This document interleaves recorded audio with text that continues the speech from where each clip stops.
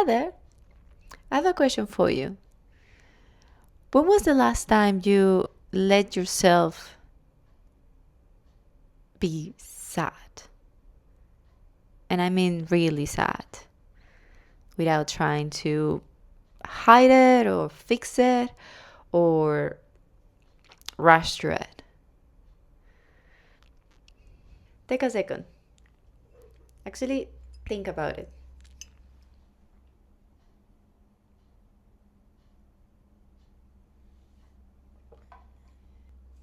If you're struggling to remember, that's not an accident. Unfortunately, it's culture. On one hand, we live in a culture that is obsessed with positivity. On the other hand, we live in a culture that is uncomfortable with discomfort. Deeply uncomfortable with discomfort. We celebrate happiness, we admire confidence, we reward productivity, maybe too much. But sadness gets treated like a defect. Something to fix, something to hide, something better not to show because what is wrong with you? And this is not just personal, it's social. If you think about it, when someone around us is sad, for many people that can be very uncomfortable. So instead of sitting with the discomfort, we start labeling it. That person is being dramatic, they are just seeking attention. Sometimes that's not concern, sometimes it's our own discomfort trying to escape someone else's emotion. And then there is the belief that runs even deeper. We've been taught that emotional restraint is strength. Let's see if this sounds familiar. The person who doesn't cry, who doesn't visibly struggle, who always appears composed, is a strong one. So sadness doesn't just get mistaken for weakness, it gets mistaken for lack of control.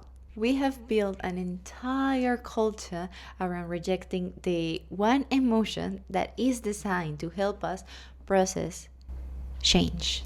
Sadness isn't a malfunction. It actually means that something in your life really matters. And now that very thing is changing. Let me explain.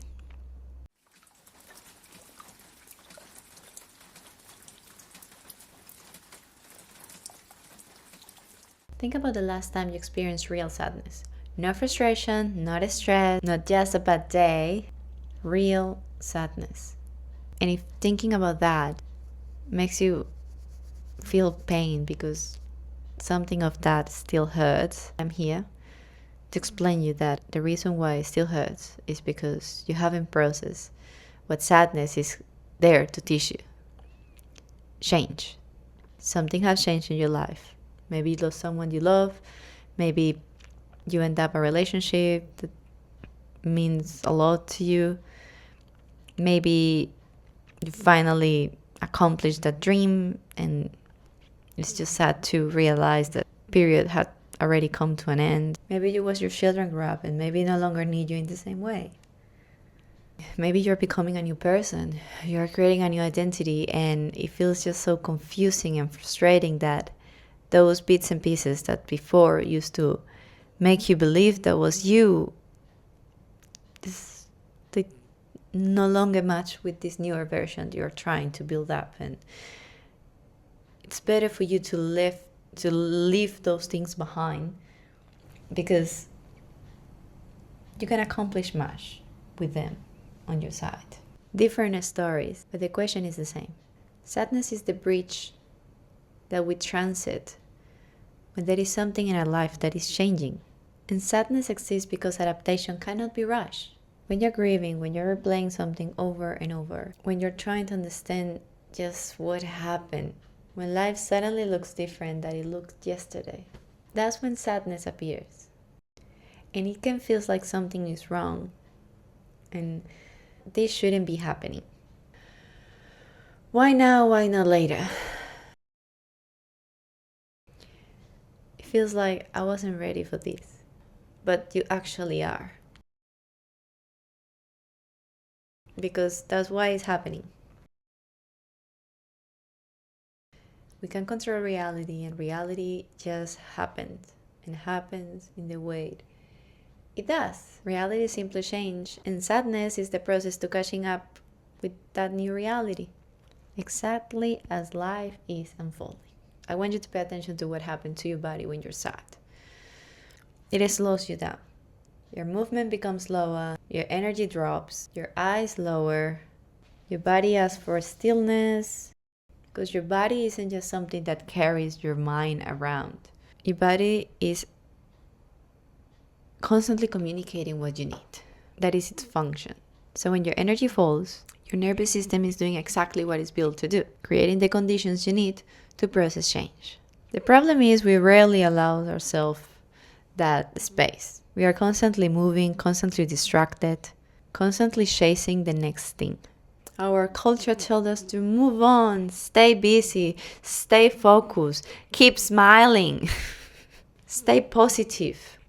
You are never meant to smile every day. A human being can. And if you are trying to achieve happiness and peace of mind, smiling every day, well, real peace doesn't come from forcing yourself to only feel the emotions you like. It comes from allowing yourself to experience all of them, even the uncomfortable ones. So instead of feeling sadness, we numb it. Alcohol, drugs, party, food, pornography, shopping, scrolling, work. Anything that helps us avoiding feeling what we are actually feeling. But my dear, avoiding pain doesn't avoid change. It actually postergates it. It postpones our adaptation to it. And truly, sadness isn't asking you to numb it. Quite the opposite. Simply asking you to stop long enough to understand what has changed in your life, what is changing right now. And I'm going to say this quite often. Every emotion has something different of you. Sadness asks you to adapt. It teaches you how to let go what it no longer exists. And it's okay. And the reason why that's necessary is because that helps you to open up space, open room for the new life that now is beginning. Sadness is the bridge we need to process change. And if you navigate it with respect, giving it the space and time that it actually needs and it is asking from you, it will teach you how to live inside this new reality. That's how we learn. Because reality was never going back to what it was. It simply became something new. And life never gives you something worse. If you did your homework on sadness, letting it be, understanding what is that producing you the grief, and what is that you are not letting go, the new that comes to your life will be always so much better because you deserve it. If this video changed the way you think about sadness, the video on happiness is a good companion to this one. I invite you to watch it. I'll see you next time.